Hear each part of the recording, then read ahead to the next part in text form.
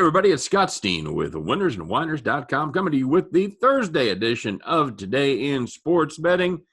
Scott, we're just pretty much going to do an NBA show today. Not a lot that excites us on the college card. I've got a couple of plays from the college card for my premium section, but there's no big time teams playing there. I know you've got to play on the Merrimack game, so good times. Definitely appears that way. Kind of. I mean, you got a lot of games. Doesn't mean that quality is always equivalent to quantity. Because you have a lot, and most of them don't really jump off the page. If you want to do a quick run through, I guess the most, important game, if that's what you want to call it, of the day is going to be between Purdue and Minnesota, which tells you, I think that pretty much sets the bar. That's the only game with a ranked team, right? It's one of the only games of the ranked team. Just going through. Actually, yeah, you got USC who plays at night at 10 o'clock. Colorado still ranked? No, Colorado kind of fell apart. Okay. But, yeah, you got USC against Washington. Yeah, Washington's not very good, but it might be a little too many points. But either way, the point is that you have two ranked teams in the entire day, and Purdue ended up losing its last game. So even though it's ranked, it won't be ranked for much longer. Looking through the actual matchups, though, just talk about the Purdue-Minnesota game. I guess it's the only game we could hypothetically talk about. I'm going to link to Minnesota. It's one of those spots, once again, where Minnesota's really good at home and really bad on the road. Yeah. Spread's gone from -1.5 to -3, even some 3.5s popping up in some spots. Seems like a spot where Minnesota is going to come out and get the job done. Stefanovic might be back, who ended up missing a couple games for Purdue because of COVID. But either way, Minnesota, they hung tough with Rutgers in that game that they ended up losing they would have lost anyway if they fouled, but I still don't know how they didn't foul at the end of that game. But either way, I'm still salty about that 5-point cover in Rutgers. Of course, but they ended up beating Nebraska in the game after that, which means nothing, but they still won. Well, they were at home. The thing I like about this is they have a big man that can match up with the Purdue bigs. Well, Robbins is pretty good, so that's what I'm saying. Johnson's a pretty good other option there. But Minnesota this season is 12-1 at home, 10-3 against the number. I mean, that kind of speaks for itself. Yeah, the massive splits, probably the most prominent splits of any major team. I'd have to assume so. And then you have Purdue is 5-6 on the road, 5-6 against 6-5 against the spread. I mean, so if I'm playing, I'm laying because Minnesota is just simply really, really good at home and really bad on the road. So I'll take them at home. Yeah. Smart money's on Purdue, Scott, just so you know. Well, smart money didn't also account for the 1.5-point line move. No, I lied. It's actually on Minnesota. I was just messing with you. I'm sure it is because it went up 1.5 points. A little bit of a split towards Minnesota. All right, so yeah, this is gonna be one of those shows where we tell you what we don't have anything to talk about and then talk about it. But that's it. That's it. Well, because I'm assuming that's what most people, if they were looking for basketball stuff, would want to find out about because I don't think they want to know about Kansas, Iowa State. No. I mean, I'm sure I know there's Jayhawk fans out there, but that's. Good luck. I would take the points. There's no way I'm taking Kansas to cover a big number. I'm not going to overreact to one game against Oklahoma State, but no. And Iowa State's actually been playing close in some of these. Playing well against the number. They haven't been playing well, but they've been playing well for better. So yeah, but they lost by single digits to Oklahoma over the weekend. Yeah, that's what I'm saying. They've beat these double digit numbers. Yeah, so they're not good, but they try. I guess they're still in their game in it, buddy. Mm-hmm. USC is money's coming in on Washington there, Scott. They're thinking that USC line is just a little too tall. Personally, I agree. I think that's a few too many points. USC has actually been pretty good on the road, 5-2 overall. Washington, of course, is awful, being 3-14 overall. However, I don't know. Maybe it's something like this USC team. I know that this team has been rolling lately, as it has won 10 of its last 11. But against the number, really hasn't been that great. And I'm not going to overreact to a game against Stanford that won on the road by 6, even though Stanford was missing about 3 of its best 4 players. So that definitely was a shorthanded situation. They smacked UCLA in the last game, but I am kind of curious if there is a little bit of a hangover effect there, where you beat your biggest rival, you have a layup victory in the next game against Washington where people think you're just going to roll. I don't think it would surprise you if USC kind of struggles for a half or so, or you look at the scoreboard and go, Washington's kind of making this a game out of nowhere. You know what I mean?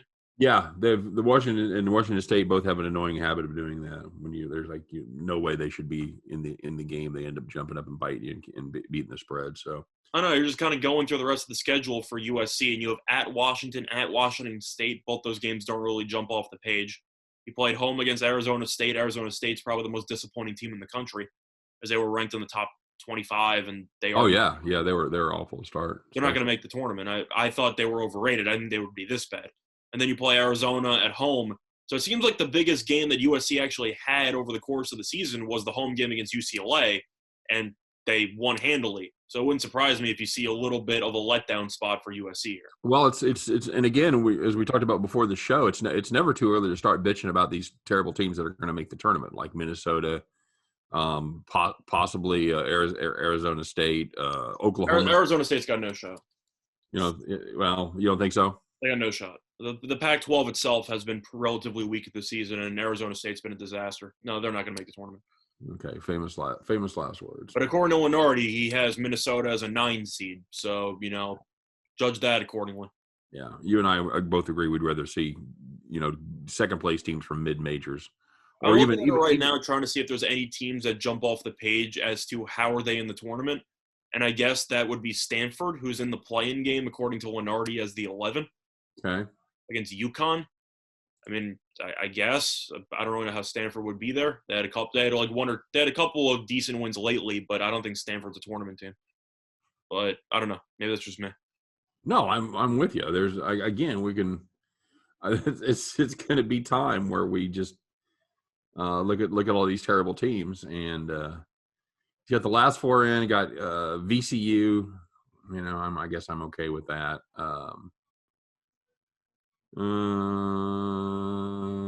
Indiana, I'm not thrilled about that. LSU, there's a lot of people. Well, Indiana stayed alive yesterday after coming from behind to beat Northwestern, so they might actually have a shot to be in the tournament now. I don't want them to be in. There's a lot of teams I'm going to be able to bitch about. So, well, right now it has Indiana against Colorado in the first matchup projected. I'm actually surprised Colorado's a 7 because I really thought they fell apart.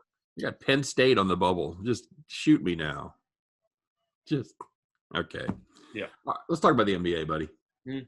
I will get worked up about this. For the record, by the way, USC according to Lenardi's a 4 seed. Okay. Just throwing it out there. All right. Well, I'm not questioning mighty Joey brackets. And Boise's an 11. Okay. Great news. That's fantastic. Just throwing it out there. All right. Heat Rockets, buddy. Give me that Heat Rocket. Well, if you have to look at the Rockets, this team has completely fallen apart. Not really their fault, because anytime your best center or arguably your best player this season, and Christian Wood, gets injured. Is that even arguable right now? Well, truth is John Wall has actually been really good this year, but I think it's pretty safe to say that Wood's been their best player. Yeah. Averaging 22 and 10. I mean, he was insane. He's week to week with an ankle sprain. He's missed 3 games, and the Rockets are 0-3.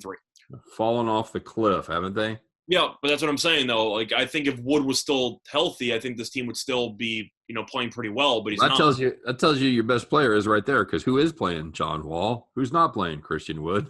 So fair. Yeah. I know Oladipo's also been resting a little bit because they don't want to overdo it, which I don't really know if I still understand.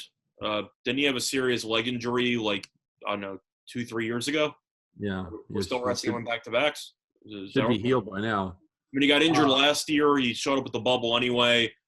But I don't really know if he should still be resting back-to-backs because the main injury that people remember was about 2-3 years ago. So I kind of just feel like he should play. But either way, it doesn't really matter. It's a minor.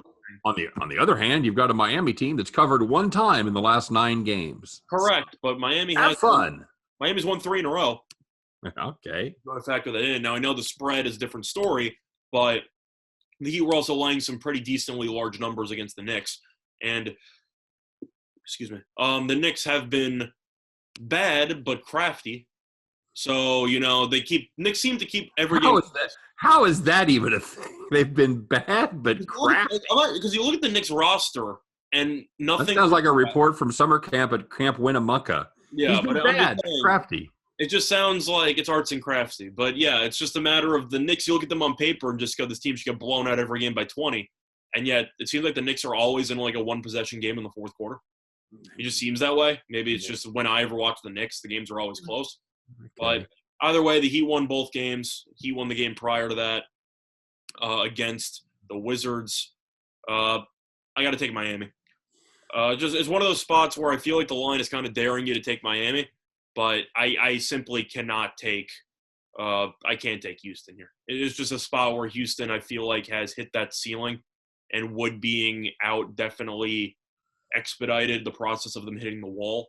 Where Miami had the team that was expected to, be solid after being runner-ups in the NBA last year, got off to a very slow start, and it suddenly appears that after some early season struggles, this team is playing some real defense, which has been the huge difference because during the last the last 6 games that the Heat have played, they have allowed 104 points or less in every single game except for one. Yeah. Do you want to go through that rogues gallery? You want to go through that list of heavy hitters that they've limited? Oh, it hasn't been great, but the question is, do you consider Houston a heavy hitter now? No, I do not. So then I feel like touche. I would agree if they were playing a team that had a lot of offensive firepower, but the issue is, you're beating teams or you're keeping games close against the Kings. Gave up 105. Gave 104. Kings have a good offense. Gave up 103 to the Wizards. It's really weird how much worse the Wizards are when Westbrook plays. They're so much better when he doesn't play. It's actually kind of crazy. But then they played the Wizards again, gave up 95. Played the Knicks twice, gave up 103 and 96. So this team defensively has been really good. And Houston, I think, as of right now, is a little bit offensively challenged. Plus, they're coming into the game after losing the Pelicans by about 30. They have not lost to good teams at all. This is not a good look for Houston these last 3 games without Christian Wood, no question about that. Nope. So I got to go with Miami. So even without Dragic, you don't care. I played a couple games without him; it didn't matter. See, the thing is, they played a couple games without Dragic, but Jimmy Butler almost had a triple-double in his last game. So as long as he's there, and Adebayo's there, and Hero's there, I kind of like that core. Now, I know Dragic, of course, is one of the, I'd say, best 6th men in the league. If you want to just go by his production over the last couple of years, and what he did in the playoffs last year. But I think you'd agree that Hero, Butler, and Adebayo, that's a pretty solid big 3 there if you're talking about a team in this matchup that's going up against a big 1.5. It's not elite, but it's certainly good enough to be competitive most nights. It's what we saw last year. You and I were both on that Miami team in the bubble, and I made a decent money. Yeah, it's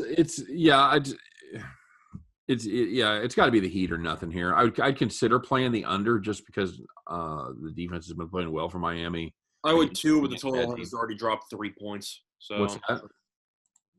What? What'd you say? Total's already dropped about 3 points, so I did like the under.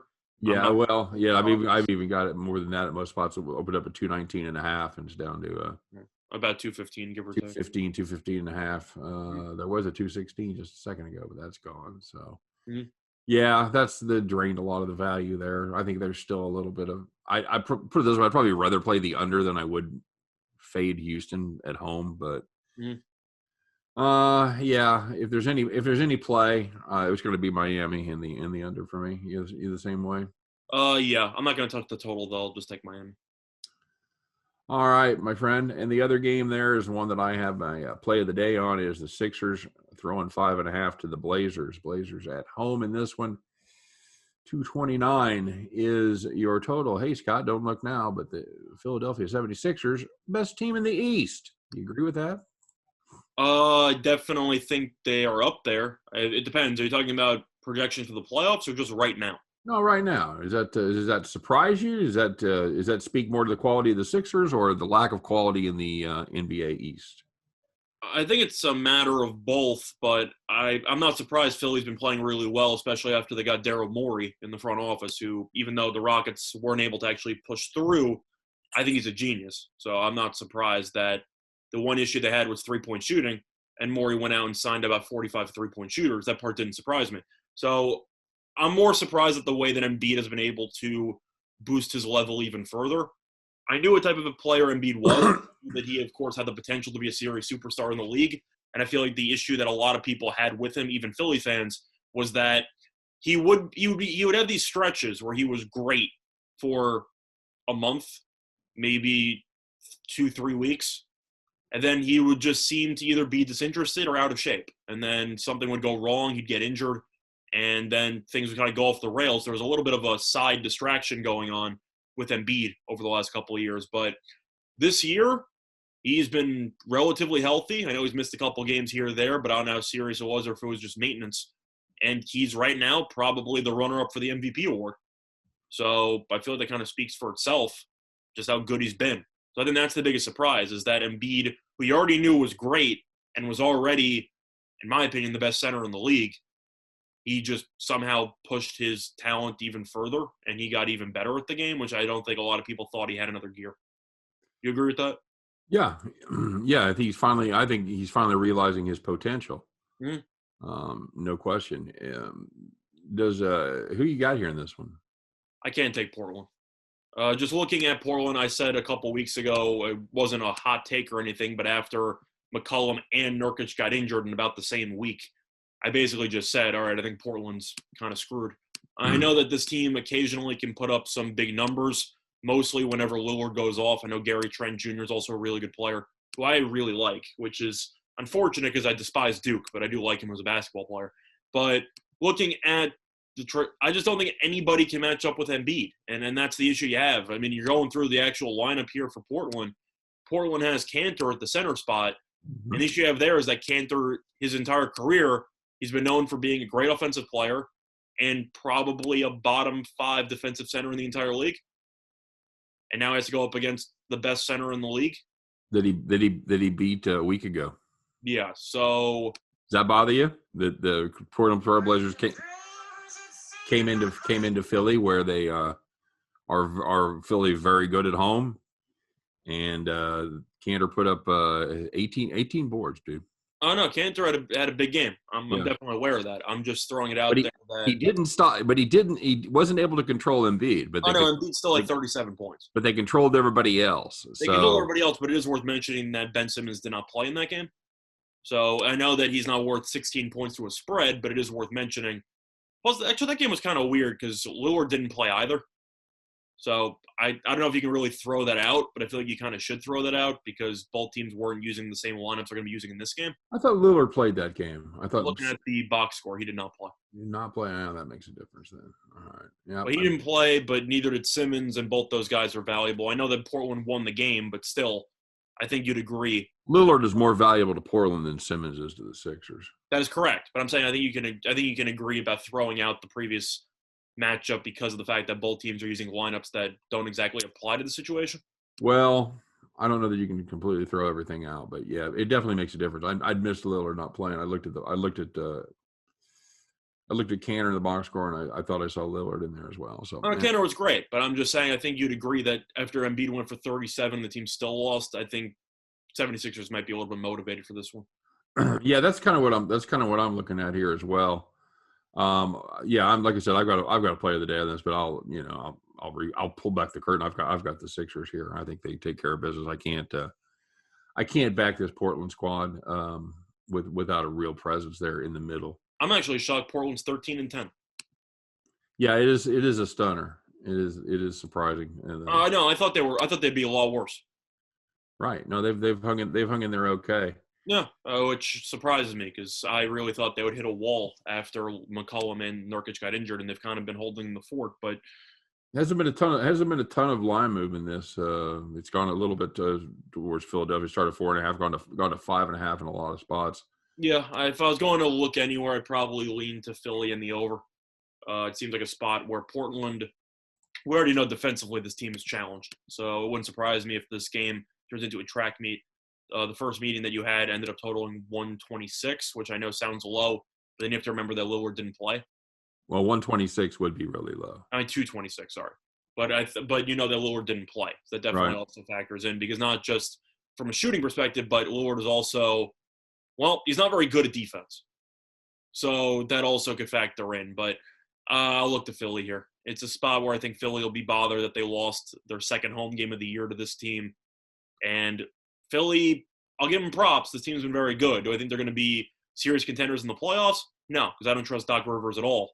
I don't trust Doc Rivers with an AAU team in the playoffs. But it's just a matter of this team has seemed to finally kick it into another gear, which means most likely Embiid will get injured at some point in the next couple of months. But either way, props to Philly. They kind of prove that they are more, I'd say, serious contender than pretender right now. Well, I'll tell you what's convinced me that they're at least a force to be reckoned with this season is they've righted the ship a little bit as far as their road splits go. Now they're still not a great road team, but they are taking care of business against crappy teams on the road. They've won against Sacramento. Impressed me.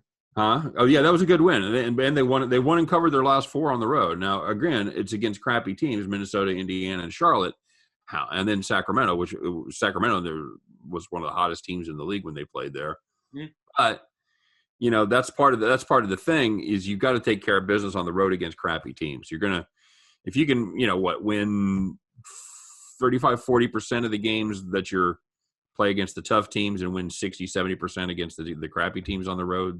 That'll get you probably a 1 or a 2 seed in the conference. Yeah, exactly. So that's what Philadelphia lacked last year. Of course, the bubble kind of saved them because then everything became a home game or an away game, whatever. Well, that's why it screwed them because every game was a road game and they sucked on the road. Well, yeah, I mean it's they got swept by the Celtics. It changed the dynamic completely. I mean, I had money on the Celtics in that series, and so I'm not surprised. But then again, how long I was roasting Brown as a head coach, and I think if people started finally realizing, because Doc Rivers might not be a great coach because of all the blown leads, he's still a future Hall of Famer. So anytime you replace Brown with Doc Rivers, just because I don't like Rivers doesn't mean I don't realize it's an obvious upgrade. Right. So I think that's a big reason why as well, because I don't think Brown knew what he was doing with the rotations or with pretty much anything. I was shocked he was a coach for that long. It's an amazing thing, man. Yeah, this is a Philly team that's 7-5 on the road. They're 6-5-1 against the number. So yeah, I'll take that. That's fine. I probably look for a player prop and Embiid points. They'll probably go for another 35 tonight. But that's a good call. That's an excellent call. I just don't see how he doesn't have a huge game against Cantor again. Any other thing on the NBA card trip your trigger today? Anything else you like? There's not a ton of games. So many options. You only have 5 games. And we only got 5 games. I find the Toronto-Boston game very interesting. I know Toronto ended up beating Washington. We both like Toronto in that one. And shocker, Washington with Westbrook gave up another 130 points. Yeah, I mean, it wasn't exactly a hot take, but you know what? That's the thing, though, is that the one time I took the Bulls, of course I said I thought the Bulls would end up winning because I took them in the last game, and they ended up winning pretty handily against New Orleans. Really, no. Indiana screwed me yesterday, which means they'll probably roll today, if you want to follow the game after philosophy. But, no, not really. Golden State maybe because I think Orlando is a terrible basketball team. Yeah. Orlando can't score at all. Yeah, they could never score. Last year at least they played good defense, and then now they're not even doing that. So that's the thing, though, is that I want to lean over in the Golden State game because of the small lineup, but I can't because their last 2 games against the Spurs were pretty low scoring, and Orlando can't score. So I'll actually lean under in the Golden State game. And that number has already come down 2 points as well. So it wouldn't surprise me if Orlando scrapes to around 102. Like, this team is no guarantee to even score 100 in any given game anymore. Yeah, agreed. So, yeah, that's pretty much it. 31.5, by the way, is the number for Embiid tonight if you wanted to play his player props. I'm not going to say no. I'm not going to say no. 37 in the first game. I got to assume he's going to go off. Like, Portland doesn't have any bodies. Like, that's the problem. Is that you still have Collins out. You have Nurkic out. Mm-hmm. You're supposed to, you lost Whiteside from last year. They just don't have anybody on the inside. I think you'd agree. Yeah, that's one of the reasons I took him as my play of the day. I thought it was going to be a matchup nightmare for him. You're in DFS. I think Embiid's kind of an auto play because he might go for 35 and and I don't think Cantor grabs another. See, they out rebounded him by 17, Scott, and I don't think that's going to happen again. I would pick Cantor in DFS also just because of the double potential and everything, and the fact that he has to play about 30-something minutes a game. But the thing about Cantor, will always put up good numbers if you give him enough minutes. It's just that your team won't win many games.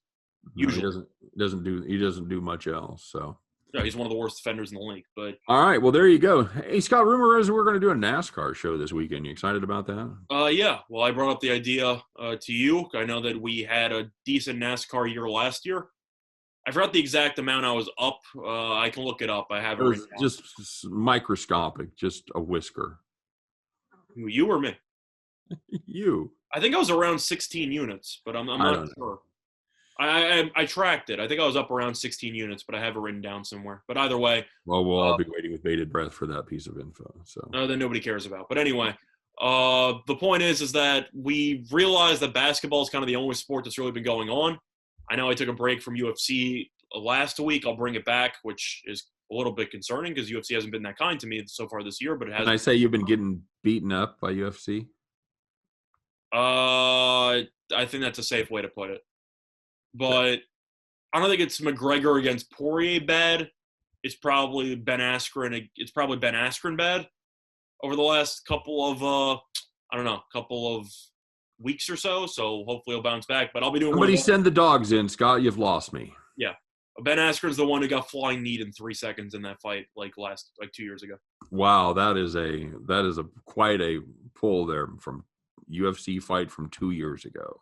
Believe me, everybody who watches UFC, even if you don't, probably has seen the video at least once. Yeah, seeing the video of the one unfortunate guy that got kneed is a lot different than being able to pull the name. So. It's more symbolic. That's what I'm trying to go for here, and you're just completely wrecking all the symbolism. But anyway, the point I'm trying to say is that we've been doing basketball pretty much every day. I know we got no more football, unless you want to cover McNeese State against Tarleton and FCS stuff over the weekend. What? We got FCS college football this weekend. But are you kidding me? As far as I know, I'm serious. We have a football game this weekend? Yeah. I'm pretty sure McNeese State is playing Tarleton. I need to get out more. At least I'm pretty sure that's this weekend. Why would that be the case, Scott? It's the middle of February. Yeah, but I think some FCS schools decided to move the football season to spring because of COVID. Really? Yeah. Goodbye, NASCAR. Hello, FCS football. Well, either way, the point is that I kind of want to confirm that, but I know for a fact that they are going to be playing. I'm just not sure what the date is. No, all I have to do is find out where Tarleton State is. That is definitely true. Huh? Definitely true. But anyway, it's in Louisiana, McNeese State. Tarleton, I'm not sure about, but I know McNeese State. I didn't ask about McNeese State. I know where that is. I'm trying to find the exact date here. Yeah, it got moved to Fox Sports Plus. Yeah, it's Saturday at 6 p.m. Man, I'm going to be all over that. Well, we can talk about it. But anyway, point is that you keep interrupting my point. What I'm trying to say is that we're doing basketball every day for the last. It's kind of my thing. And there's no more football realistically. I know I'm sure we'll go through FCS maybe barely. Point is that we thought it would be different to kind of go back to NASCAR, throw in some other sports that maybe some other places aren't fully handicapping. And we thought NASCAR was pretty fun to do last year. We both liked it. So we did. We had a blast. It was a good time then. It's a fun show to look forward to. Mm-hmm. So we might be bringing that back tomorrow. We'll take a look at. We'll see how the views do, Scott, because this is the Super Bowl of NASCAR. And if we kill it on the views, we'll keep doing NASCAR. If we get 150 views, we're probably not going to keep doing NASCAR. Yeah. Just saying. So yep, works for me. We'll give it a shot though, because there's some fun. If nothing else, there's some new names on NASCAR that I get to make fun of. So I'm excited about that. So driving the '97 car out of what? It's like, all right, cool. You're going to be out of the race in lap 2. It's fun. Very good. All right, guys. As always, if you're looking for more information on our fabulous NBA card or the college schedule tonight, don't forget to stop by and check out winnersandwhiners.com, guys that have opinions on a lot more games than we do. So make sure you check them out as well. Thanks very much for watching. We appreciate it. You know the deal. Give us the like, give us the subscribe if you haven't done so already.